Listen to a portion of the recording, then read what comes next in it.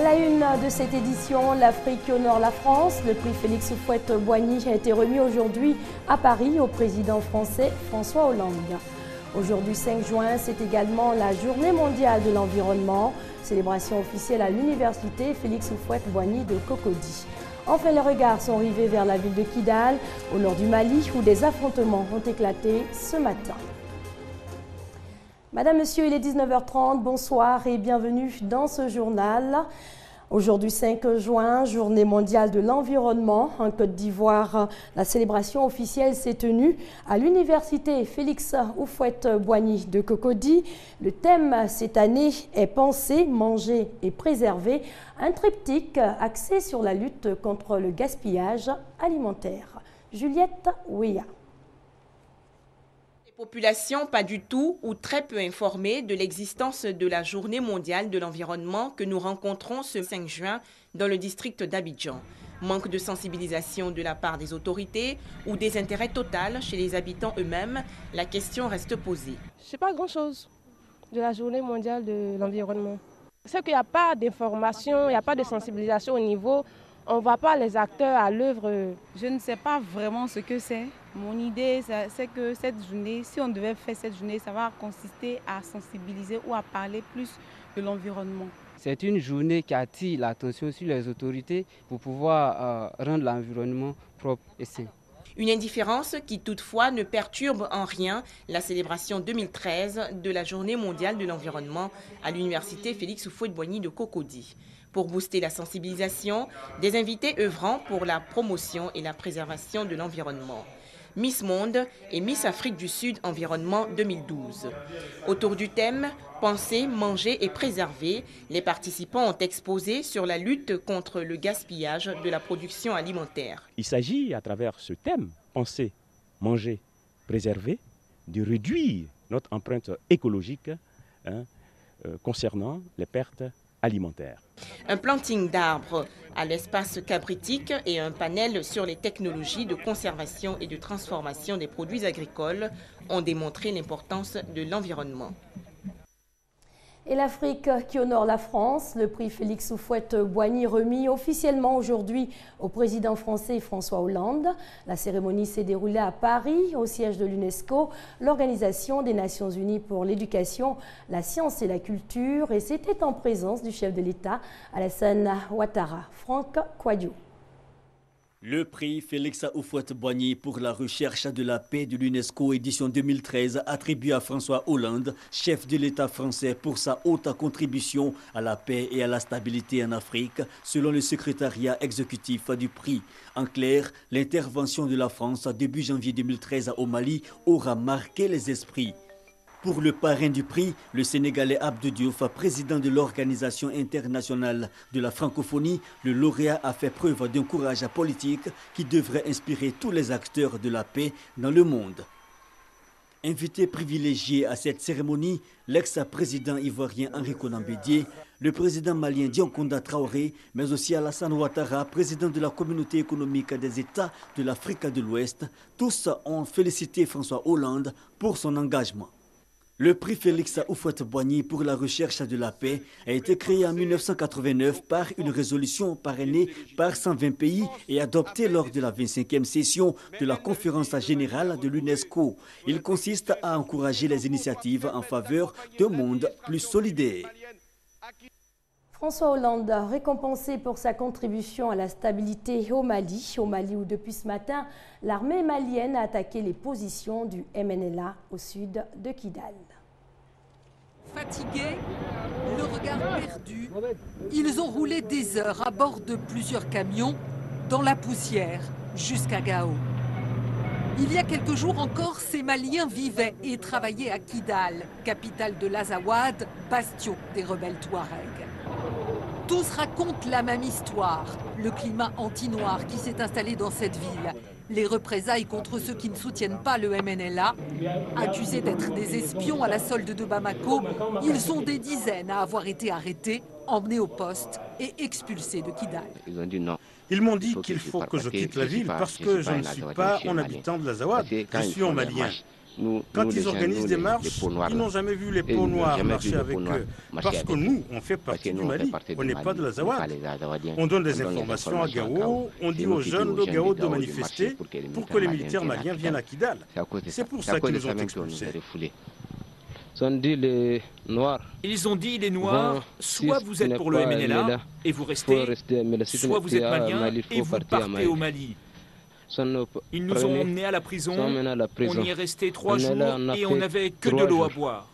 On prend de l'eau seulement. Le mouvement Touareg le reconnaît, il y a eu des arrestations. 200 personnes suspectées de travailler pour l'armée malienne ont été arrêtées à Kidal, mais les rebelles ne veulent pas entendre parler de chasse aux Noirs. À Anéfis aujourd'hui, des combats ont opposé le MNLA à l'armée malienne qui progresse vers Kidal. L'étau se resserre autour des rebelles Touaregs. La France leur demande de déposer les armes. La Côte d'Ivoire, elle, poursuit les actions en matière de sécurisation. Ce matin, plusieurs obus ont été détruits sur l'ancien site du 3e bataillon, route d'Anyama. Aimé Kouadio. Un trou béant, du sable éparpillé. C'est le résultat d'une explosion de 20 obus, ici sur le site de l'ex-3e bataillon sur la route d'Anyama. Il s'agit en réalité d'une opération de destruction d'obus défectueux et donc très dangereux pour les militaires et même la population. Une opération menée conjointement par l'autorité pour le désarmement, la démobilisation et la réintégration ADDR avec des spécialistes en armement. Nous sommes venus là pour détruire les 20 obus de 60 mm fumigènes. Disons, il n'y a pas de matière active à l'intérieur. On a mis les 20 obus ensemble et on a accompagné ça avec l'explosif et aussi du cordeau détonant. Les obus détruits ont été récupérés auprès des ex-combattants dans le cadre du désarmement, de la démobilisation et de la réintégration des ex-combattants. Nous avons estimé qu'il était bon de procéder immédiatement à la destruction de ces obus de la mort. Nous avons voulu assurer la sécurité des populations, des ex-combattants eux-mêmes en procédant à la destruction de ces obus-là. L'autorité pour le désarmement, la démobilisation et la réintégration ADDR compte multiplier ce genre d'opérations de destruction d'armes et de munitions défectueuses. En bref, la liste des conseils municipaux et régionaux constitués est connue.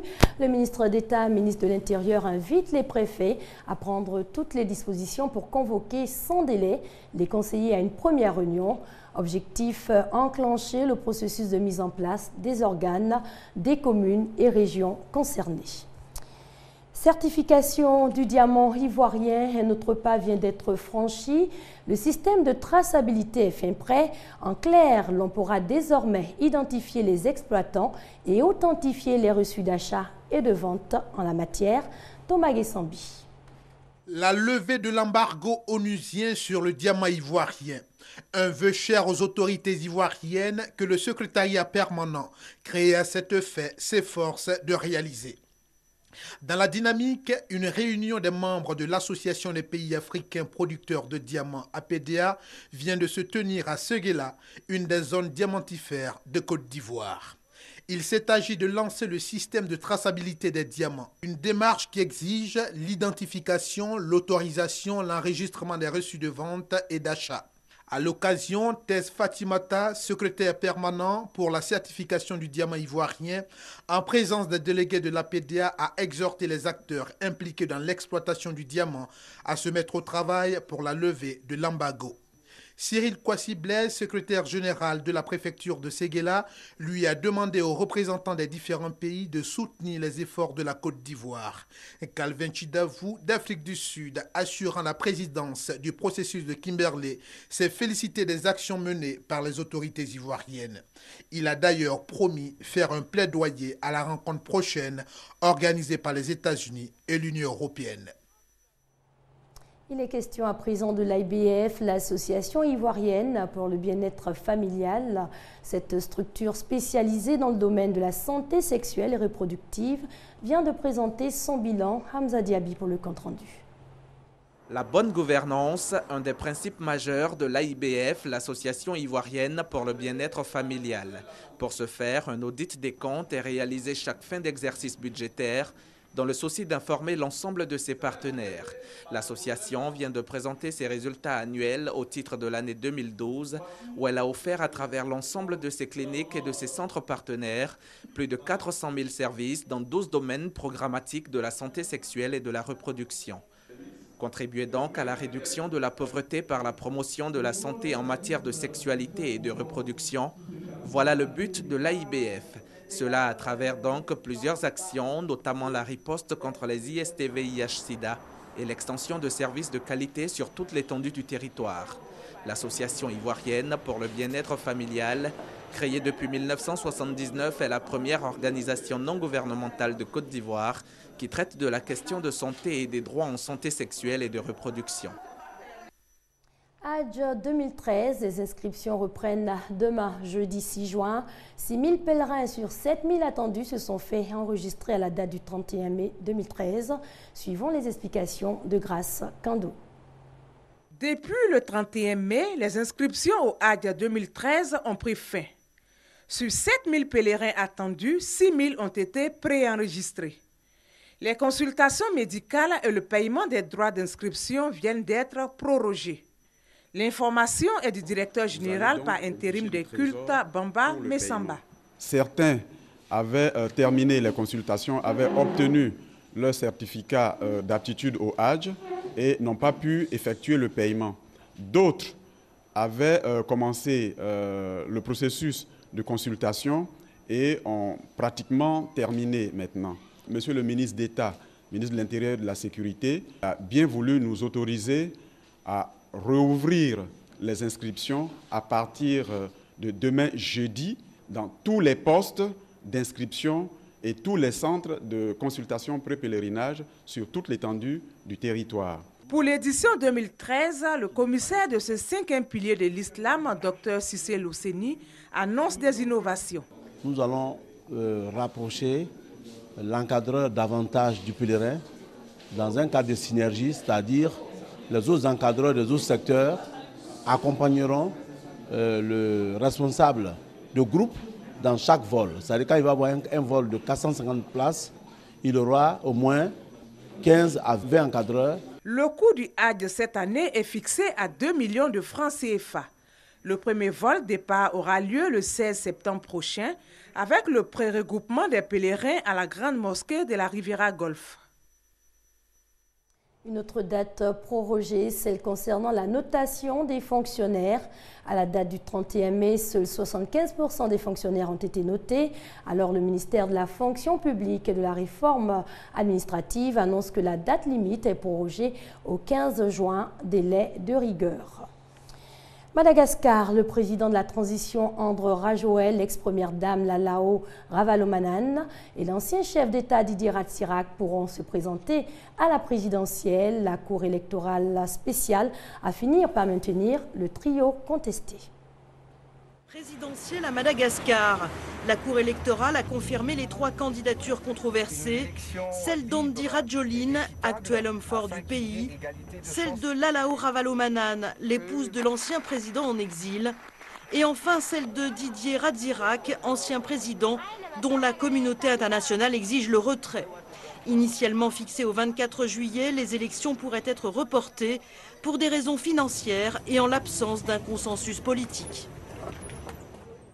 Et puis en Turquie, la contestation demande le renvoi des chefs de la police de plusieurs villes. Il leur est reproché d'avoir fait un usage excessif de la force contre les manifestants. Deuxième jour de mobilisation en Turquie pour demander la démission du Premier ministre. La tension reste vive malgré les excuses du gouvernement pour les violences policières des jours précédents. Des milliers de personnes ont encore envahi les rues d'Istanbul et d'Ankara la nuit dernière. Nouveaux affrontements, nouvelles arrestations. Un deuxième syndicat a appelé à la grève mercredi pour soutenir les manifestants qui accusent le Premier ministre de dérive autoritaire et d'islamisation de la Turquie laïque.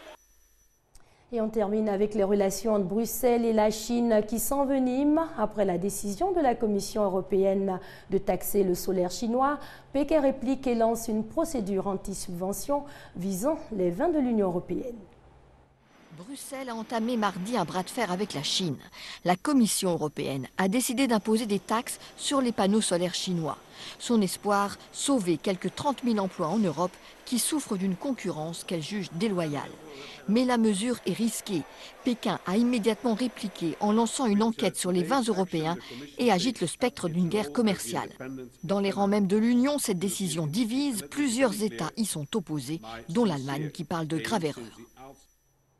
C'est ici que l'on s'arrête pour cette édition. Merci à vous de l'avoir suivi. Demain, un nouveau journal à 12h30. Vous retrouverez Hamza Diaby.